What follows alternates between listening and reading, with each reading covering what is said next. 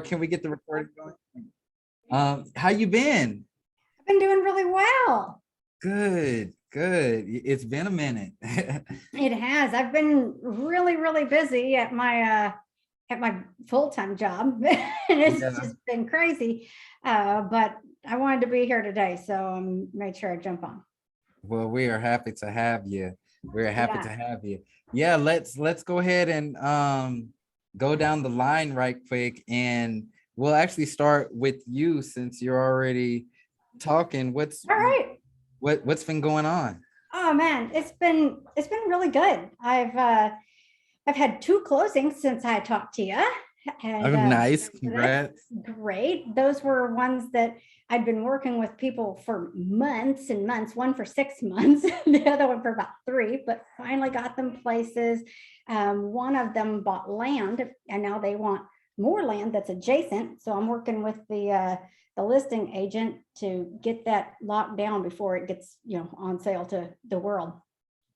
And so working on that one today. I've got a meeting with a potential client that wants to buy and sell. And so hopefully Nice. that will work out. They're very unhappy with their current realtor, and their contract's running out with them. So I don't know if that's, the realtor was doing something or they were, high maintenance. So I'm not really sure what the story is there, but that's what I'm doing. Oh, I've also had two dormant clients that had pretty much dropped off the market just reach out to me and say, hey, I'm back on. So things are Nice. going. Nice. Yeah, Awesome. Well, it sounds like you're setting up your spring and summer to be good. absolutely. Absolutely. And I know right now what I do now is going to probably close in third quarter, but just because it takes forever up here to find people houses. And yeah, so it's good. I also grabbed another client off of Facebook that I saw somebody posting, hey, I'm moving to the area. And so I messaged them and said, hey, I'm from here. I'd really love to help you. So now they're Yeah. on.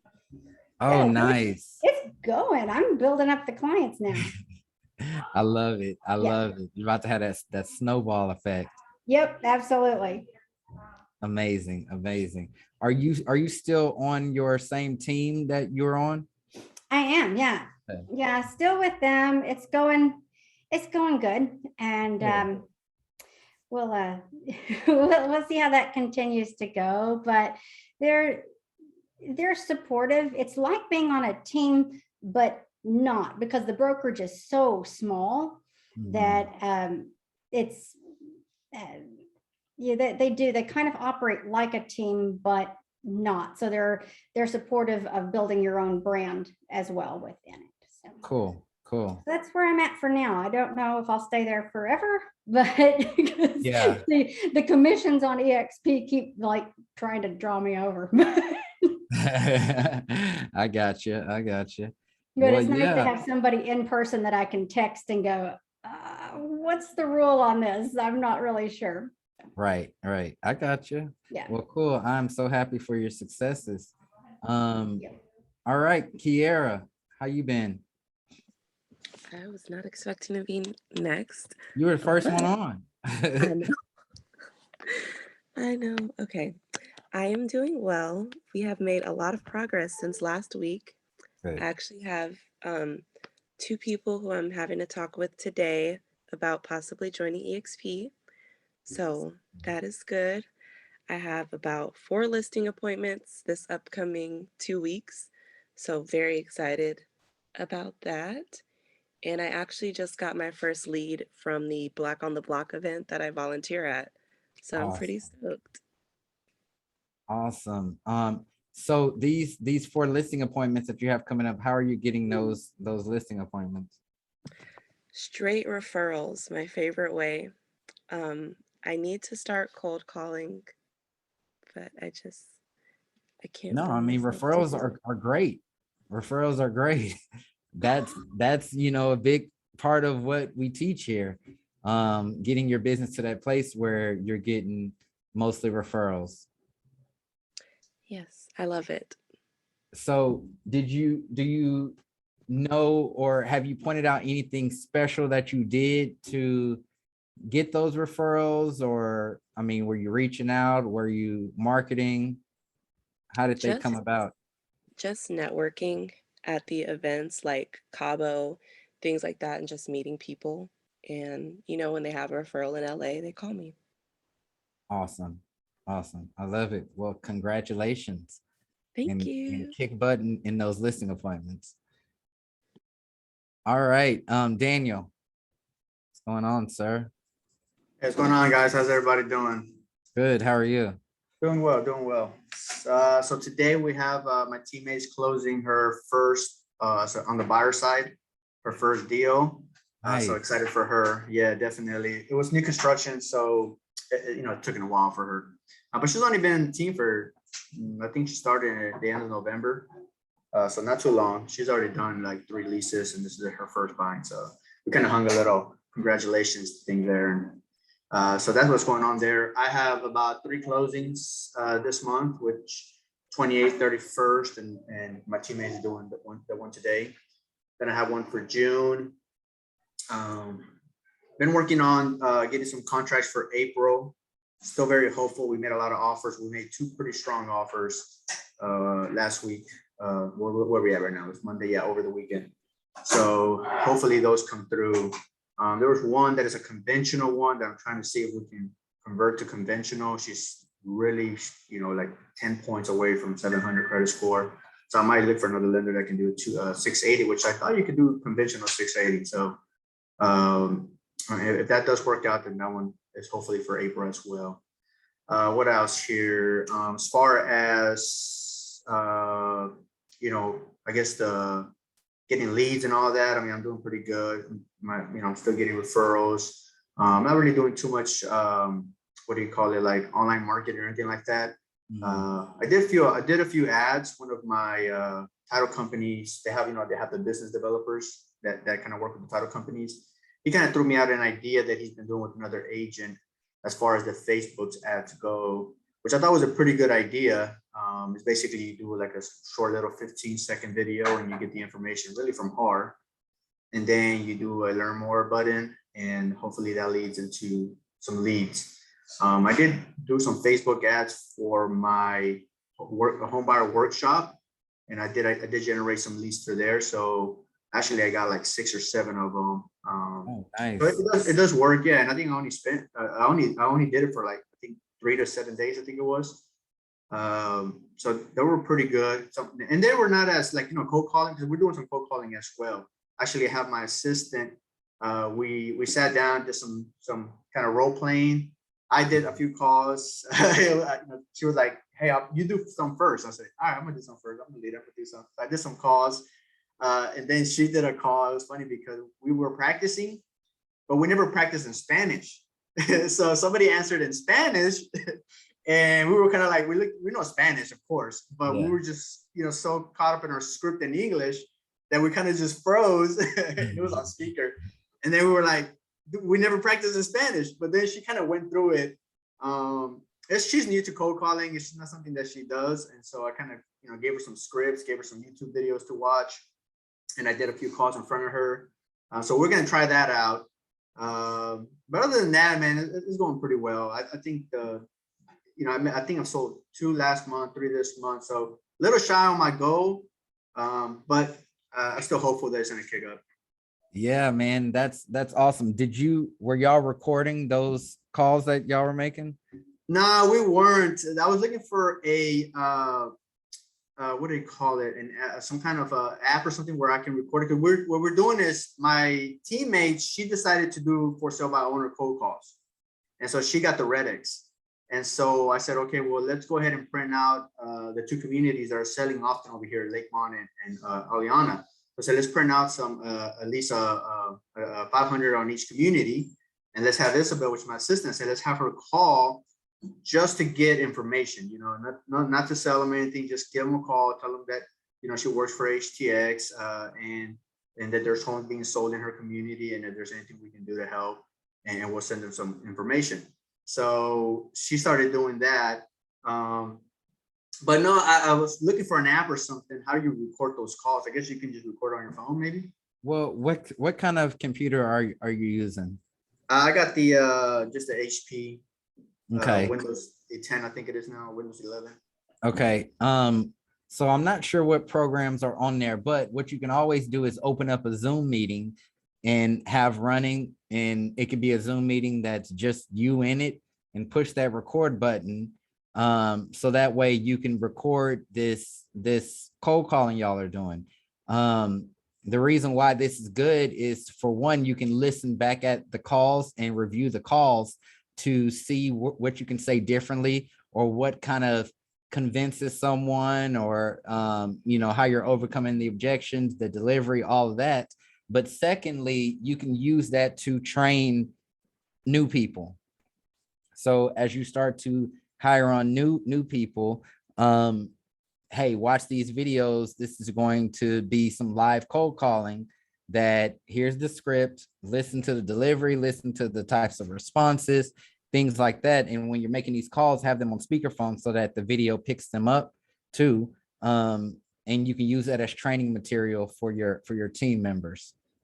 Okay, great idea. Yeah, I guess I'll do the Zoom. I'll open up the Zoom and have them open up the Zoom. Yeah, because I had her do it in front of me at first. I wanted to see her how she felt, like if she felt comfortable. Because she did some cold calling for me for my past clients and for the events, which I felt like she was very comfortable. And then when I gave her the cold calling, I noticed that she froze up. And so I was like, I thought you were really comfortable with doing cold calling, because you said you worked at a call center at one point. She said, yeah, but this is a little bit different. I said, okay, well, just do some calls in front of me. I just want to see how what you would say. And then, and I'll do some in front, so that way you can see where I would probably freeze up. Or the only difference that I noticed is that I'm a real estate agent. So I try to go into my real estate mode and start to start going all crazy on real estate. And with her, she's limited. She really can't do that. So I was just like, your goal is just to ask her if we can get her email, because we don't have emails. So get their emails, and we know where they live. We can always mail them something. But just ask them if we can get their emails to send them some information, or if in the future they are looking to sell and work with a real estate agent, if we can, be a service for them. But we're gonna try it out. And then I did like a little thing on the window here. I'm trying to be a little more direct as a team leader and try to get more vision, because I read them my vision and everything. And so I told them, let's hit a number of calls per month, whether it's me, whether it's you, whether it's Griselda, so all of us, let's try to come up with a number of calls that we can get per month. And then I want to hit 1,000 leads by the end of the year. So I said, the goal is to get 1,000 leads with emails information by the end of the year. And then how many calls, and then let's keep track of how many calls we make, whether it's a cold call list, whether it's a client appreciation event call, any of your calls that you're making, let's keep track of those and see how many calls we made. Nice. I love it. Okay. It sounds like you're getting a handle on that steering wheel, and yeah, man, I have to, man. I feel like, I was talking about my leadership skills, and then she was saying, I was getting feedback that the leadership is pretty good. But I did tell, they were kind of worried that I was going to be kind of more strict, because they liked kind of how loose I was as a leader. But I said, I'm not going to be more strict, but I feel like I need to impart the vision a little better. I need you guys to see, and they gave me some feedback. A lot of times I assume that they know what I'm thinking. If I say, hey, let's do an event, I'm assuming they know how to do that, because we had a course on how to set up for events. We've done a few. So I'm already assuming that I'm thinking, when I tell them let's set up an event, and then I don't see the action, that they know how to do it, like immediately. So they're telling me, hey, we don't understand, everything. So I was like, okay, so now I need to be more direct. Not that I'm going to be strict, but I'm being more direct on when I say let's do an event, I want this, and this done in this manner, and so forth. But it was good. I had to talk to them on our team meeting last week about my expectations and the vision of the company. So what it sounds like is it may not be a leadership deficiency just as a whole, but possibly even just in the delegating part of things. And that's again where that daily team meeting comes into play, because you're able to use that meeting as your time to delegate these tasks. Obviously, well, let me just role play with you. All right, everybody. So we are in the process of planning our next first time home buyers event. Y'all excited about that? Great. I am too. The last one went very well, but of course, we all notice things that we can improve upon, right? Yeah. Okay. So we want to make this next one even better, right? We want to get more leads. We want to get more business, and ultimately we want to put more money in your pockets. How does that sound? Great. Okay. So what are some of those things that you all think that we can do differently with this event? And then go down that line, get everybody's feedback. All right. So with events, y'all know we're running on a timeline with this, and there's certain things that have to be done. So here's what we're going to do. Obviously, we're about 5 weeks away. This is what needs to be done. We need to, pick a venue. We need to secure it, get our vendors, get the menu together, things like that. All right. So you, person A, I'm going to give you the task of picking the venue. That's something that is super important. We can't really have an event without a venue, but I know it takes time. So I'm going to put a priority level of C on that. So have it done before the end of the week. Is that something you can do? Yes. Great. Okay. I'm going to give you the task of getting our database list together, so pull a list of all of our past clients. So that way, pull a list of the people who we want to invite. So that way we can start getting these invitations together. We'll know who to send it to. Once we have our venue, it's going to be go time. So we're going to put a priority level of B for that one. So just within the next 48 hours. All right. Sound good? You have any questions about it? No. Okay, perfect. And on my end, I'm going to do X, Y, and Z. Okay. So if any questions come up while you're working on it, feel free to ask me, but it sounds to me like you all know what to do. So I'm going to write these down here on our daily team meeting sheet. And that way, when they're due, we can revisit this and check the progress. Anybody have any final questions? No? Great. Okay. So that was an example of delegating, and a few things that I did in that, which you're going to like.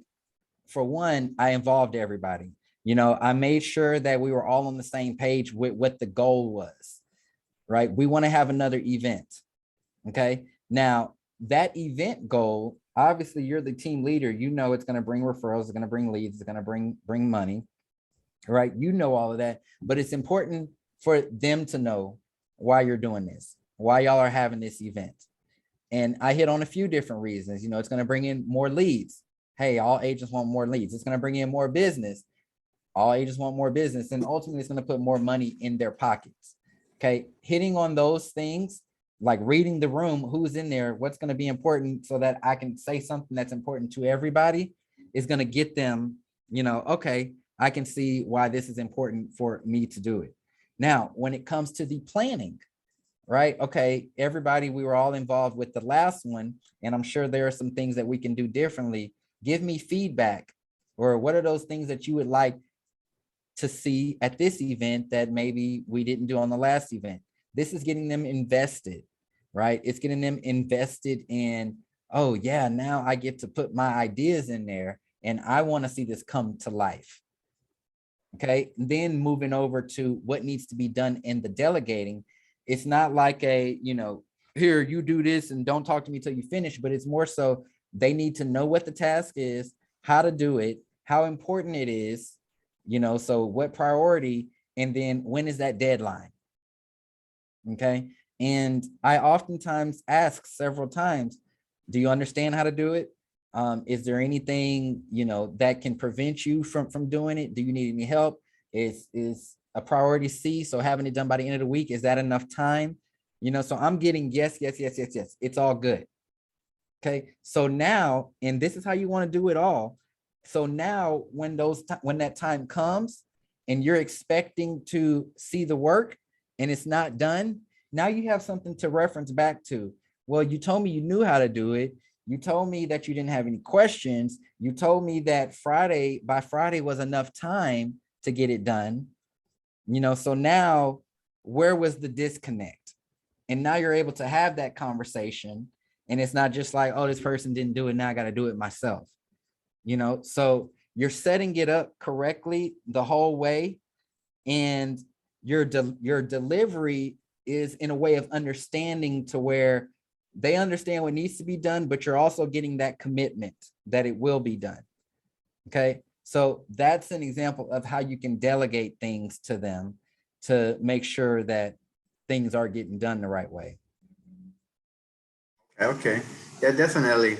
I like the way you said it, and I think that's kind of where I'm starting to learn and pick up, and then the feedback they're giving me on that. Yeah. Sonia has a great question in the chat box. Sonia, can you just ask your question out loud? Because Bio and Daniel have been doing events, and so both of them are pretty knowledgeable. Yeah, I'm part of a first time homebuyer seminar that's actually like a larger group that does them for some sort of certification in order to qualify for different types of loans and stuff. So I'm doing that next week. But what I would really like to do is do my own events like what you have taught us to do. But I'm wondering, is there a way to target people other than first-time home buyers, people that are maybe upsizing professionals, so that I can bring on people that are more apt to actually close a deal because they're actually ready to rock and roll? Dan, you have any advice? Yeah. So I mean, you can do all kinds of different ones. You can do your first-time home buyers that don't know anything, and it can be like just a home buying process, or it can be just focused on financing, because a lot of people, that's really what they're worried about.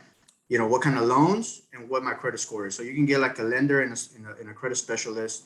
All you're doing is hosting it. You don't have to be the one talking all the time. It's just you bringing everybody together, having them sponsor it because they're the main key speakers there. Mm-hmm. So that'd be for first-time home buyers. You can do second-time home buyers for equity, for investing their home. So a lot of them probably want to upsize, downsize, or they want to pull out their equity to do real estate investing. Which is another seminar you can do with real estate investing. You can do your basics, just basic things, real estate investing, house hacking, or the Burr method, whatever you're comfortable with. Once again, you can invite a actual wholesaler or a real estate investor, part of your network, or you can host it yourself. You got jumbo loans. If you're doing like big homes, like $1 million homes or over 600,000, you can get, you can promote that to people that are, in that circle. And actually you can do those through Facebook. Cause what I did was a ITIN program, which is not traditional loans. So anybody that cannot get a traditional loan because they're self-employed, they don't have they're foreign investors or foreign buyers, or they're here with the work permit or visa or whatever it is. So that's you can do one just for those type of buyers. I mean, you can just pick and choose. It all depends on what kind of common, your sphere, right? Like I did ITIN because I was getting a lot of calls from people that don't have a social, that are self-employed, that are 1099s. And I just, just a traditional loan just wasn't working for them no matter what. So I decided to do that little niche and then get a private lender that services their own loans and able to kind of help them out. And so that's the type of loan that I did for them. But I'm doing just a basic, your basic home buying guide, basically, from beginning to end. And I won't go into detail with every little thing because it'll take forever. But I'll just get with the realtor, get with the lender. This is what a title company is, and just kind of go through the basics. Mm-hmm. And then from there, you'll realize if they have, what the common questions are. And then you can do like a special one for like, just the loan side or the credit restoration side, or in your case, you want more committed people. So maybe you can do like a certain niche of, like a lot of my clients that I work, they're under 300 at this moment. A lot of them are, contractors, they all, blue collar workers. So if you have like a niche where they're all tech people, right, or whatever it is, you can do one for them. So like subgroups, basically. Yeah. Sonia, the biggest thing is your messaging for the event, because that's ultimately who it's going to attract. I mean, if the messaging that you're putting out there is learn to buy a house, so what are you going to get with that? You're going to get mostly first time home buyers. Yeah. And that's what the audience is, you know, but if that messaging, you know, you want to switch it to people who can probably qualify or may actually own homes, it's just about switching up the wording to the type of event you are actually having. So one big thing is you want to figure out what's the problem in that space, you know, or who that customer is, what problem do they have? Okay. And your event is what's going to solve that problem. Even if it's from an educational standpoint, you don't just want to say learn how to, you want to say how to do X, Y, and Z, whatever that problem is. So how to take your existing equity to invest in rental properties and make Mhm. passive income, whatever, you know, that was just an example. But think about who that's going to attract. It's going to attract people who already own homes, and it's going to attract people who want to buy more homes and who have equity so that they can actually do that, you know? And so it's just about really figuring out like who that customer is that you want and what problem can you solve for them, and put your event around that and do what Daniel said. You don't have to be the one to teach it all. Bring in experts in those fields. So if it's investing, you know, maybe have somebody who does a lot of property investing talk about, you know, how to rehab a property, then have a lender talk about how they can do cash out refinances, take their equity, put it in another property, things like that, you know? So, I mean, you can do exactly the same thing, the same way. It just starts with that messaging. Got it. That's great. Thank you so much for that. Good. And I was gonna add something real quick to put it in your flyer, exactly the kind of people you want. So first time home buyer, if it's there in the flyer, they see it's first time. But now we want to attract, you know, people that are more qualified. So you want to put something like how to buy your second or next investment property. It's bold on the flyer. So when the flyer goes out there, people know exactly that you're not talking to first time. You know, you want to post it in places like, I found LinkedIn, okay, LinkedIn full of professionals. Most of them own their primary residencies. They are probably going to be looking into investing options. So you want to post it on a site like LinkedIn, where you know it's full of professionals, right? Yeah. So like Chasten said, the wording of who you want has to be more investment property buyers. If you want to buy your second home or next investment property, tap into that equity in your house, something catchy where they'll be like, oh, what is equity? I have equity. Okay, let's talk about it. So just use the wording on your flyer to attract them. Thank Yeah. you so much. And Right. I mean, not to just keep beating on this, but that is a phenomenal idea, because think about the climate of sellers these days. A lot of sellers, they don't want to sell because they don't know where they're going to go, or they don't feel like they can afford something today. So it may not even be the move to try to just do a sell your house, buy a new house type of deal, but how you can leverage your existing house to buy other houses to bring in more money. You know, that can probably attract a pretty large audience. Yeah. Oh my gosh. In this area, the short-term rentals, people just rent in the summer and can pay the mortgage for the entire year plus more. It's outrageous right now with Lovely. what's going on up here. Yeah, I've done some really good networking. I think I've got a solid lender that I work with and an insurance person. The question that I know I'm going to get is about taxes on a non-homestead house. So I'll need to find somebody that can answer that. Well, a title company person, you know, Title company, that's it. and the lender. So for instance, that title company rep can also sponsor the event. You know, they can bring food, they can, and bring their knowledge, because even with these people doing these cash out refis, a title company is involved. So Yeah. there's a way that they can get business from it, from the purchase of their investment property. The title company is involved, so they can have a vested interest in it. Yeah. Yeah, They will. And you can reach out to a tax professional in your area that you know that does real estate. You know, because it's business for them. It's a win-win situation. They can come there, provide value to the people, and when they are ready for business, they will also contact them in return. So it's a win-win situation. Great. Thank you all so much. For sure, for sure.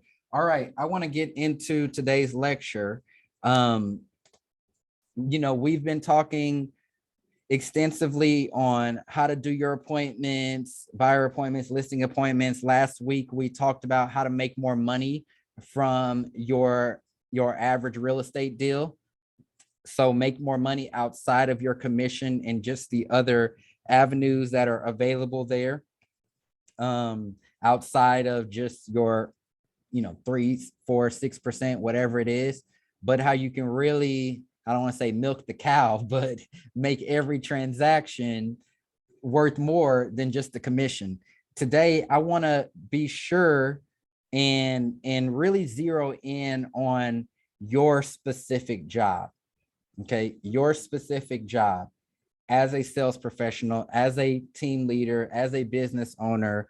I've been having lots of conversations with you all in these sessions and on the side about expanding, running your team.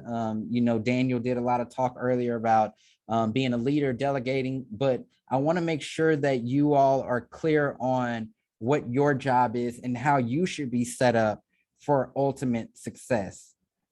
Okay, because you're leading the ship, whether it's a solo ship or you got a ship full of team members, you're the one leading the ship.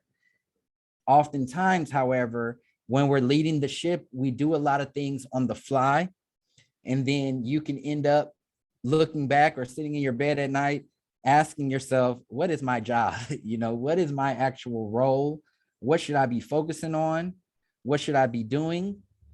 How do I make money? All right. And that's what I want to go into.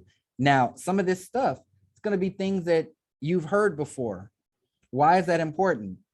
I know this, and you probably know this too. Sometimes it won't be until the 8th time that you hear something to where it finally clicks and you take action. Okay. And we know that to be true. It is what it is. That's why a lot of people, including myself, we have events quite often, right? We have events every 6 months, every year to really beat in those messages, because one time it's going to click. And when it clicks, that spark is going to light. And when that spark lights, you're going to be on fire. You're going to be on fire, and you're going to make it happen at that point. Speaking of events, we have our Do the Most conference coming up here, 2.5 weeks or so. Go ahead and get your tickets if you haven't yet. Get your tickets if you haven't yet. I want all of y'all to at least be on VIP or higher, right? It just makes sense. You deserve to be there. All right. We're bringing in experts in a number of fields that are going to be able to add more value to your bottom line. And by value, I'm literally not just talking about knowledge. I'm talking about dollars and cents. You will leave this event making more money. Okay. The only way that you won't is if you just not attend or you shut everything off, but you will leave this event making more money. 100%. I know it. I believe in the messages that are going to be shared, and they're going to be very tactical.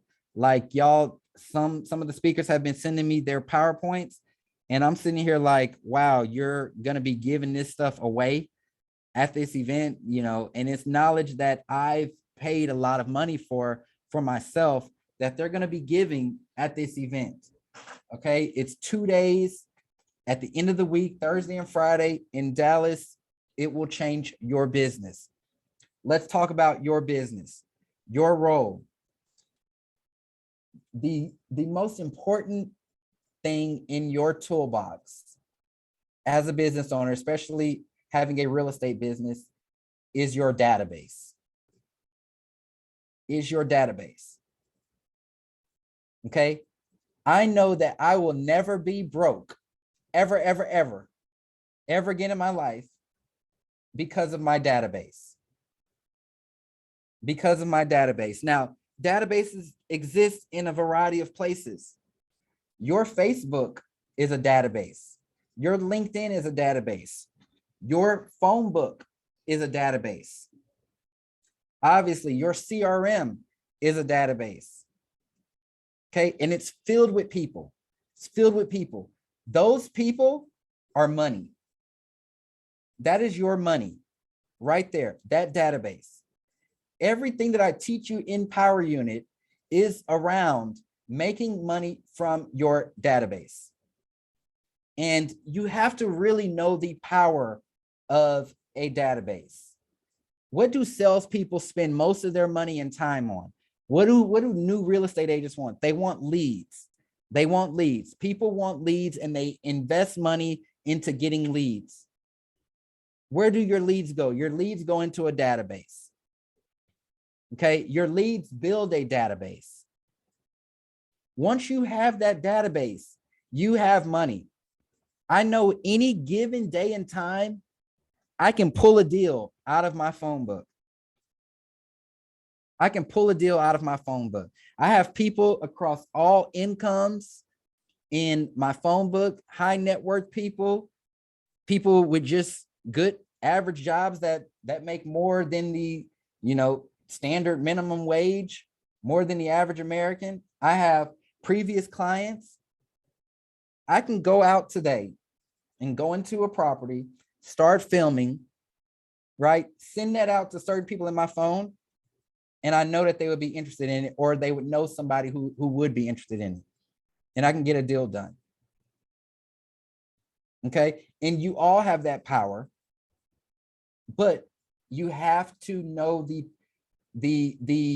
things that you can do with your database. One thing when I first got into real estate that I became obsessed with was getting leads. Okay. I wanted as many names, email addresses, phone numbers. I wanted more than the average agent. I wanted more than anybody else. That's why I became very good at lead generating. Those leads, they built up my database. Okay. You need to set a goal number. Your database should have at least 400 people in it. Okay. Now I'm talking specifically about your real estate database. 400 people in it. Who has 400 right now? Show me. Okay, good. At least 400. Now mine at this point has over 19,000, right? And you can get there too, but 400 is your minimum. So you need to become obsessed with generating leads so that you can have 400 people in your database. Now, who can these people be? These can be people who you've worked with in the past. These can be people who you're currently working with. They can be your personal friends, family members, business partners, vendors, referral partners. All of these people can make up your database. It doesn't just have to be your Facebook leads. Okay. Anybody who emails you, right? Anybody who emails you is someone who can go into your database. You see, we're selling a product that everyone needs. Every single person living needs the product that we're selling. How, Chasen? Everyone needs a place to stay. It's not about whether they can buy or sell.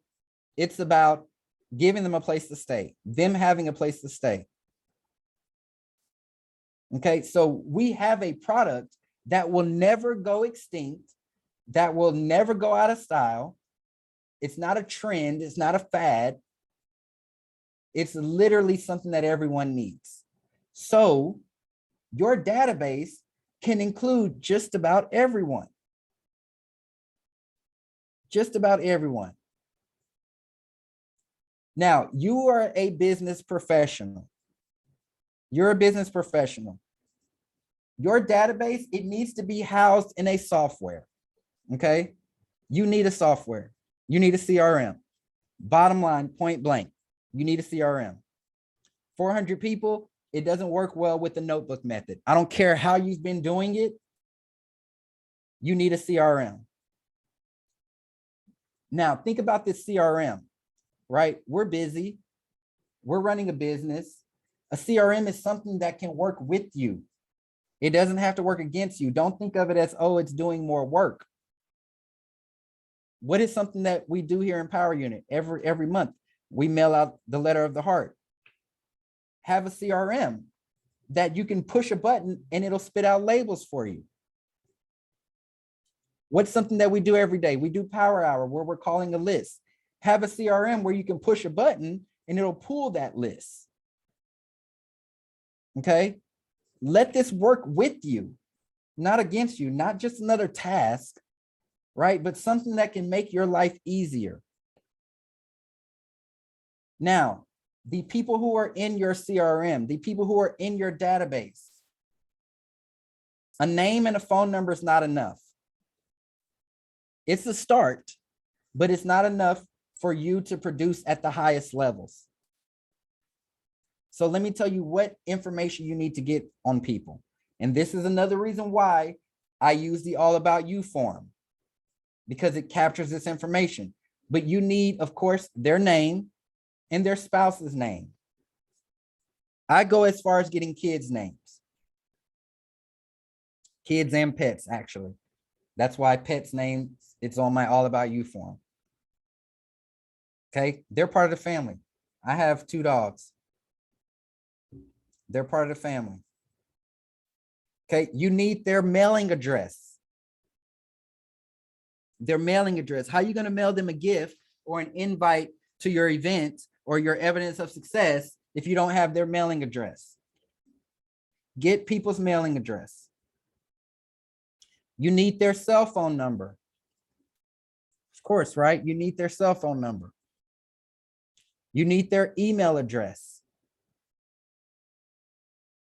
You need their email address.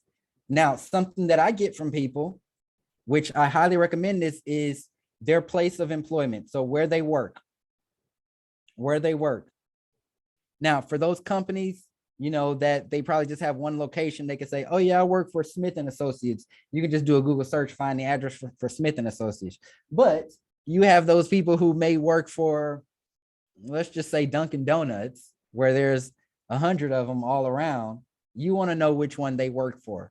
I'll tell you right quick. I'll just interject. Here's a strategy behind that. And I've done this several times, right? Whenever someone goes under contract or they get pre-approved, I send people cookies. Well, I have my lender do it. He does it now, but we get them sent cookies. If we have a work address on file, it's going to their job. 100%. I want all of their employees, all of those people who work around them, to see them getting cookies that show that they've been pre-approved to buy a house. I want everybody around them to see that their realtor sent them a big box of cookies. And I don't just send them a little 6-pack. I send them a big pack that they can share with everybody. I want everybody biting that cookie to know where it came from. It came from your realtor, right? So get that work address. You can do stuff like that. Okay, you need their home purchase anniversary date. Whenever someone closes on a house with you, make sure that you are logging that closing, setting a calendar reminder for that anniversary date.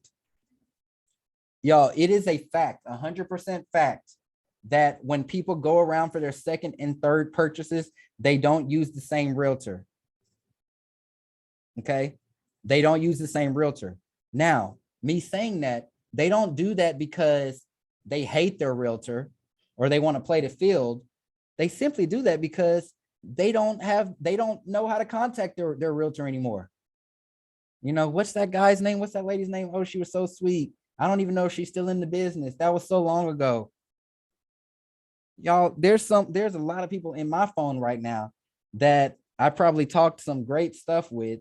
And if I look at their name, I wouldn't know who it is, what we talked about, which is totally my fault, but it happens, right? Especially for a lot of busy people. So that home purchase anniversary date, then you need to know people's birthdays. Now, this is so easy these days. Why? You can just look on someone's Facebook profile and get what their birthday is. The cool thing about this is you are the last person that they would think to remember their birthday. So how does that look? It's like, oh, wow, this person who sold me a home 3 years ago still knows my birthday. They sent me a birthday video. They sent me a gift, a card. Wow. I want to do something for them. All this stuff is psychological, y'all. But this is why we collect this information. And it's important for you to. So it's not to do more, to be more work on your end. It's so that you can provide better customer service and get better referrals. How do people think about realtors? Oh, they got their commission. They're out of here. I even had a client, which it wasn't my direct client. It was my client's father who was at the closing table, say to me, he was like, oh yeah, y'all are only here probably to collect y'all's check, right? And literally at that closing table, I was like, well, first off, we're not even getting paid today. But it was more so unfortunate that that's how they think. You know, it's like, no, I'm here because this is part of my job. And if anything goes wrong, I want to be here. You see, I got my notebook here with everything in there, all your signed documents. If anything isn't right, like I'm here, you know, but it's unfortunate. People think like that. So we have to show them that we're more. Now, when you have this database,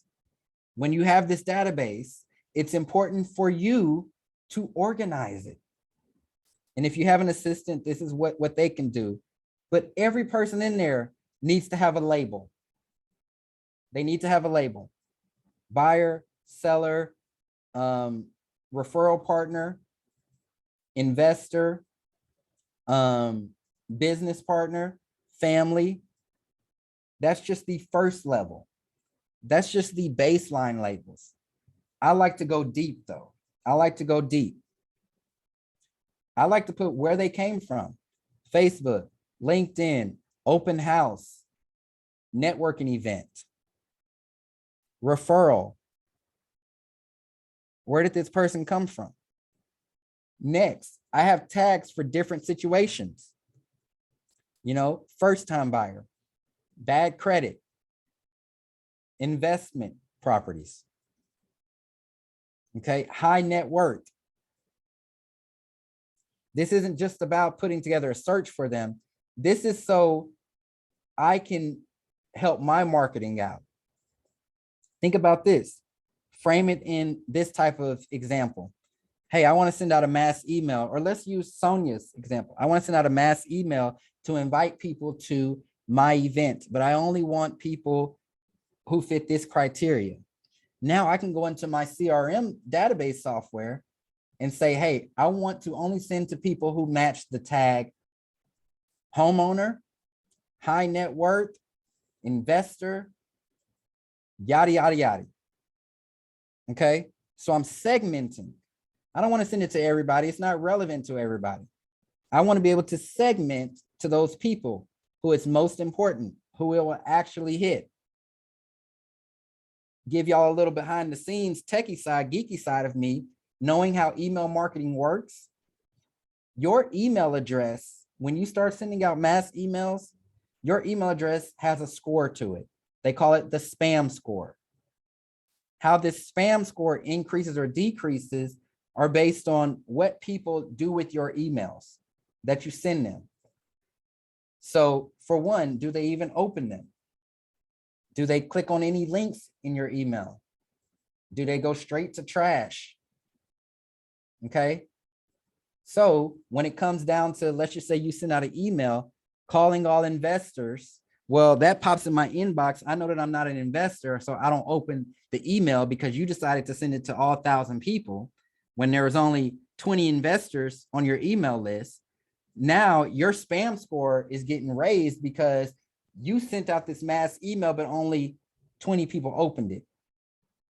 Okay.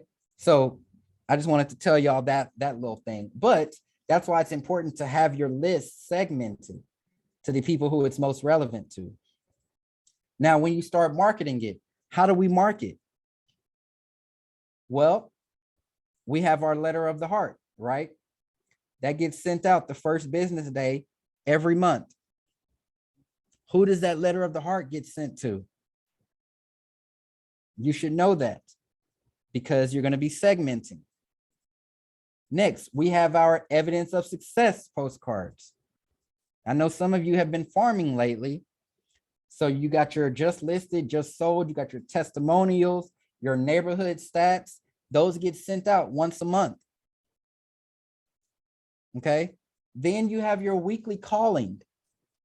Your weekly calling, right? We have our schedule. Monday, they're your VIPs. Tuesday, current clients. Wednesday, your hot and your old leads. Thursday, your past clients. And Friday, your referral partners. All right. You should be hitting these people monthly. Now, once your database swells, it may be every other month, but having a powerful, strong database where you can pull these lists. Then there's your client parties, your client appreciation event. Hey, come take pictures with Santa, or your movie day in the summer, summertime kickoff. You have these people that you're inviting to your client appreciation events. You're marketing to your database. Now, in your database, however, and this is one of the first lessons, what do we have? We have our VIP list. Your VIP list. Now, your VIP list, you need all that same information that I already gave you of your VIPs, but for every VIP on that list, they should have an all about you form filled out. Even if they weren't a past client, even if you never held a buyer or seller consultation with them, you should have an all about you form filled out for all of your VIPs. If you don't, email one to them, say, hey, you're one of my VIPs and you've always taken really good care of me. You've sent me referrals, you've supported my business. I'm doing special things for my VIPs this year. Can you take a moment, fill out this form for me? Have your VIPs fill out your all about you form. Okay. So now your birthdays and your anniversaries for your VIPs, you can pull that all about you form, see what's important to them, go on Amazon, find a creative gift, have it shipped directly to them. Okay. Your VIP list needs to consist of 50 people. That's the max, minimum 25. They can be clients, they can be business people, referral partners, but people who refer you business consistently. Now, if you're newer, right? Or let's just say that you haven't received a lot of referrals, which Sonia, those people who sent you referrals, Kiera, those people who sent you referrals, they should be added to your VIP list. But if there's somebody that you see every time you put out a Facebook post, real estate related, they're sharing it or they're tagging people.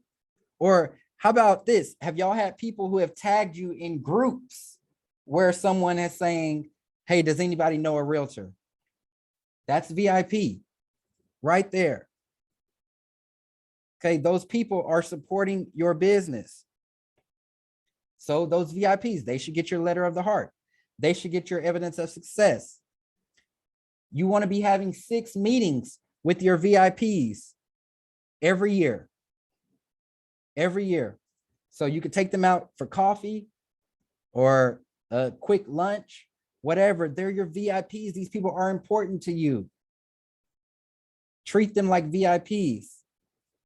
So when you're making your calls during power hour, you're setting up meetings with your VIPs. Hey, I just want to catch up. Do you have time for coffee next week? Okay. Speaking of, they should be getting 12 phone calls.